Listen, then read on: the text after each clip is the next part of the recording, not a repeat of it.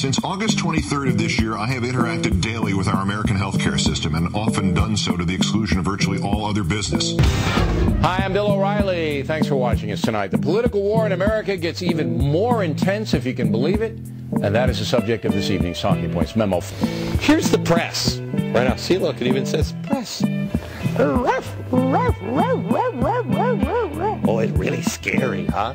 Look at, she's like shivering. She's so afraid. This is our press now. Wouldn't it be better to have like a really scary watchdog, you know? Who's your favorite TV talk show host? Is it Keith Olbermann? Is it Glenn Beck, Bill O'Reilly, Lou Dobbs, Wolf Blitzer? These personalities and others like them have become the new powers to be, basically. They wield an amazing amount of power and influence over audiences. They deliver up the news now like with great certainty and precision like the religious preachers used to do.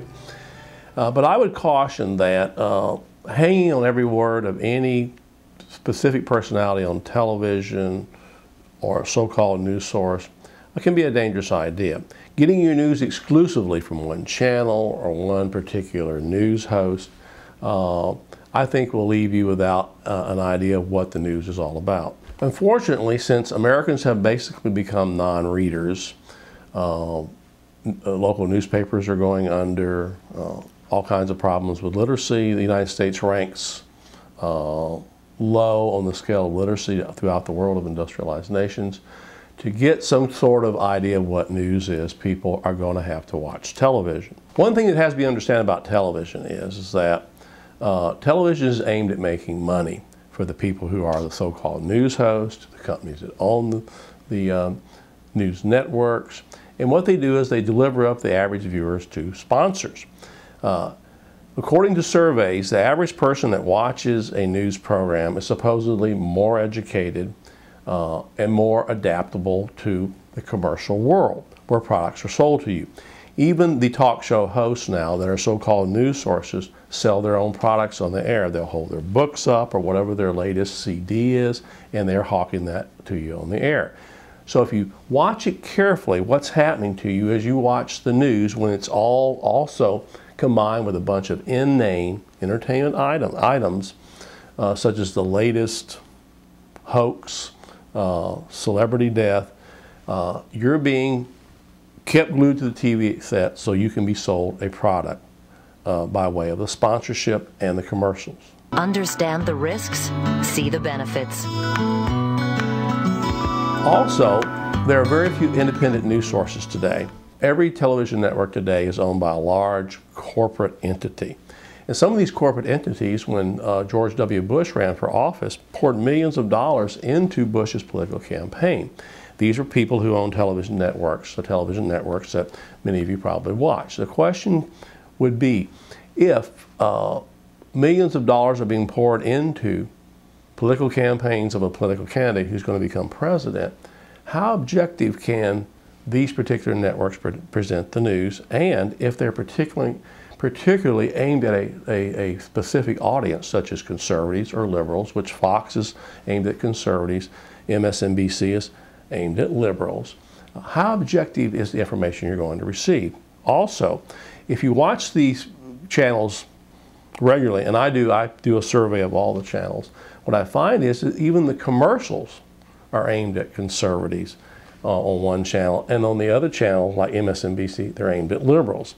So if you're watching really carefully, again, you're being sold some kind of item, some kind of product, packaged as news. In fact, there are some who argue that television is not for the programs. Everything is wrapped around the commercial. The commercial is the central item on television. One thing that I would emphasize is do not form your basis of reality from television.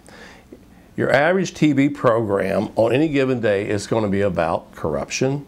This is all bad news, folks. Wars, political scandals, sexual scandals, all kinds of strange problems. Some problems that used to be just local affairs in a small local community are blown up as if America is completely collapsing and there's crime everywhere. Well, of course, that's not true. So do not form your basis of reality on television. In fact, there are studies that show that people who regularly watch television news are more depressed. And here's the key. There's a bevy of commercials that run on those channels hawking drugs that will relieve your depression. While the cause is unknown, depression may be related to an imbalance of natural chemicals between nerve cells in the brain. Prescription Zoloft works to correct this imbalance. You just shouldn't have to feel this way anymore. Is there a solution to all this? I think there is. You need to get your information from a variety of sources. What I do is I watch the different channels. I don't watch one particular person because I know that person's getting paid a salary and I know the nature of television. I watch them all to try to get an idea of what the so-called news commentators are saying. Even if they're called commentators, they're still delivering news. Read the internet, read your local newspaper, read national newspapers, listen to the radio. What I'm saying is, if you really want to know what's going on in the world, you've got to go to a lot of different sources or you're going to wind up listening to one person who cannot give you the news. Every minute of TV news is edited.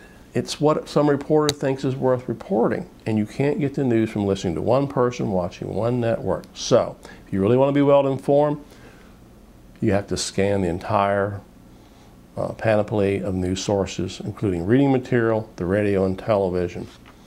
I've written a detailed commentary on this particular subject on our website at rutherford.org. Please read it, and let's be better informed Americans.